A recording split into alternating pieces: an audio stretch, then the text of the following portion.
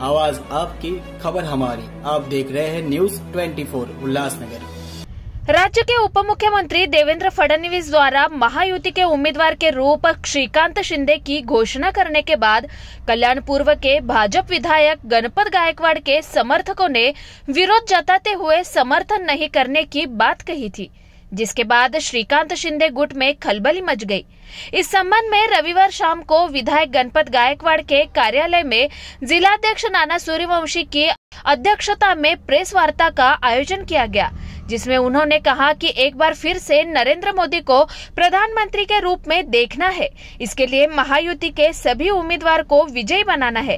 नाना सूर्यवंशी ने कहा कि विधायक गणपत गायकवाड़ कितने भी तकलीफ में रहेंगे, लेकिन पार्टी के वरिष्ठों का जो निर्णय होगा उसका पालन वो तथा उनके समर्थक करेंगे। समर्थकों में जो भी मतभेद था वह रविंद्र चौहान के साथ बैठकर उसे दूर किया गया और अब सभी समर्थक महायुति के उम्मीदवार का समर्थन करने को तैयार है।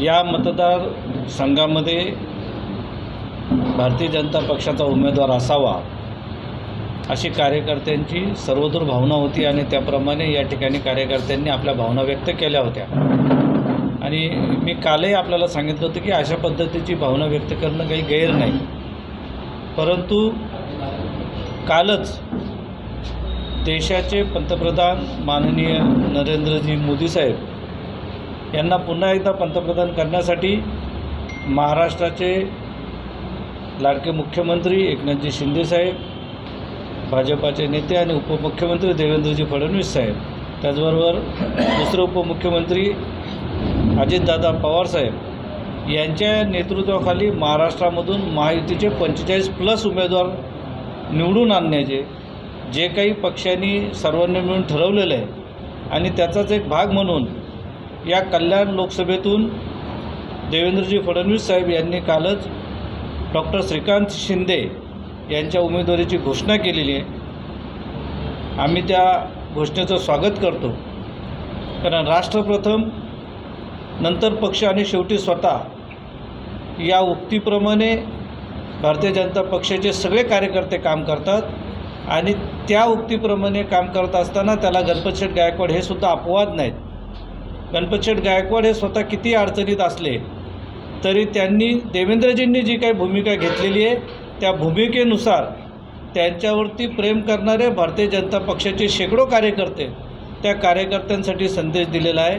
त्यांनी भूमिका घेतलेली आहे की देशाचे पंतप्रधान नरेंद्र मोदी यांना पुन्हा एकदा पंतप्रधान करण्यासाठी आणि महायुतीचे 45+ खासदार निवडून आणण्यासाठी या भागामध्ये जे कार्यकर्ते त्यांच्यावर प्रेम करतात असे भारतीय जनता पक्षाच्या सर्व कार्यकर्त्यांनी महायुतीच्या उमेदवाराला प्रचंड बहुमताने निवडून आणण्यासाठी प्रयत्न करावेत, ही भूमिका त्यांनी जाहीर केलेली आहे। या संदर्भामध्ये आजच आमच्या सर्वांचे नेते माननीय रवींद्र चव्हाण साहेब यांच्यासमोर परवा झालेल्या बैठकीचा जो काही वृत्तांत आहे तो वृत्तांत कल्याणपूर्वमधल्या या विधानसभा क्षेत्रातल्या सर्व प्रमुख कार्यकर्त्यांनी सांगितलं। त्यांच्या ज्या भावना आहेत त्या भावना त्यांनी चव्हाण साहेबांना सांगितल्या, ते त्यांनी ऐकून घेतल्या आणि त्या सर्व कार्यकर्त्यांचं सुद्धा समाधान झालेलं आहे। आणि गणपतशेठ गायकवाड, माननीय आमदार गणपतशेठ गायकवाड यांनी जी भूमिका घेतलेली आहे त्या भूमिकेचं सर्व कार्यकर्त्यांनी स्वागत केलेलं आहे आणि महायुतीचे उमेदवार म्हणून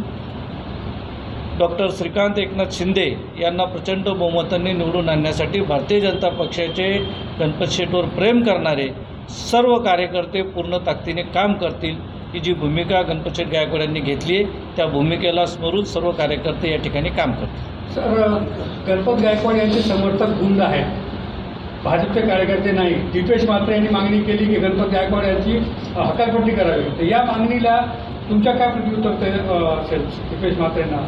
खरं म्हणजे काय असतं की कुणीतरी इकडे काय बोललं किंवा कुणीतरी तिकडे काय बोललं, कार्यकर्ते हे बोलत असतात आणि त्याचा काहीतरी आपण गैरअर्थ काढत असतो। मुळामध्ये आत्ता मी प्रेसमध्ये कॉन्फरन्समध्ये जी गोष्ट सांगितली ती जर आपण ऐकली तर त्याचा अर्थ काय निघतो तुमच्या लक्षात आला असतं। भारतीय जनता पक्षाचे सर्व कार्यकर्ते पदाधिकारी हे राष्ट्रप्रथम, नंतर पक्ष आणि शेवटी स्वतः या भूमिकेतून जगतात आणि त्या भूमिकेतून जगत असताना ते सगळे कार्यकर्ते त्याच्यामध्ये गणपतशेठ आले, ज्यांचं पक्षावरती एवढं प्रेम आहे त्या गणपतशेठला पक्षाने काढून टाकण्याचा काही विषय येत नाही आणि तो निर्णय किंवा तो काही विषय आहे तो पक्षाचे जे काही वरिष्ठ नेते त्यांच्यामध्ये येईल. दीपेश म्हात्रे हे त्यांच्या पक्षात काय आहे त्याबद्दल बोलू शकतात. भारतीय जनता पक्षाचं काम कसं करायचं त्याबद्दल दीपेश म्हात्रे हे बोलणार नाहीत. आणि भारतीय जनता पक्षाचे जे काही कार्यकर्ते आहेत त्या कार्यकर्त्यांनी त्यांच्या भावना या ठिकाणी व्यक्त केल्या होत्या आणि त्यात त्यांचा अधिकार आहे. कार्यकर्त्यांच्या मनामध्ये जर काही भावना असतील का हा मतदारसंघ भारतीय जनता पक्षाला मिळावा आणि त्यासाठी जर त्यांनी जर एकत्र येऊन एखादी बैठक घेतली आणि जर त्यासाठी जर त्यांनी जर काही भारतीय जनता पक्षाच्या समर्थनार्थ काही घोषणाबाजी केली तर याचा अर्थ ते कार्यकर्ते काही गुंड होत नाहीत. त्या कार्यकर्त्यांनी त्यांच्या भावना आजच माननीय मंत्री महोदय रवींद्र चव्हाण साहेब यांच्याकडे ते व्यक्त केलेल्या आहेत.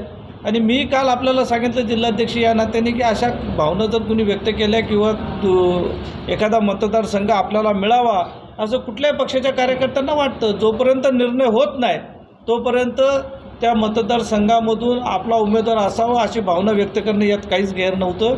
आता डॉक्टर श्रीकांत शिंदे यांची उमेदवारी माननीय देवेंद्रजी फडणवीस साहेब यांनी महायुतीचा उमेदवार म्हणून घोषित केलेली आहे. एकदा उमेदवारी घोषित झाल्याच्यानंतर भारतीय जनता पक्षाचे कार्यकर्ते त्यांना निवडून आणण्यासाठी पूर्ण ताकदीने काम करतात. थँक्यू.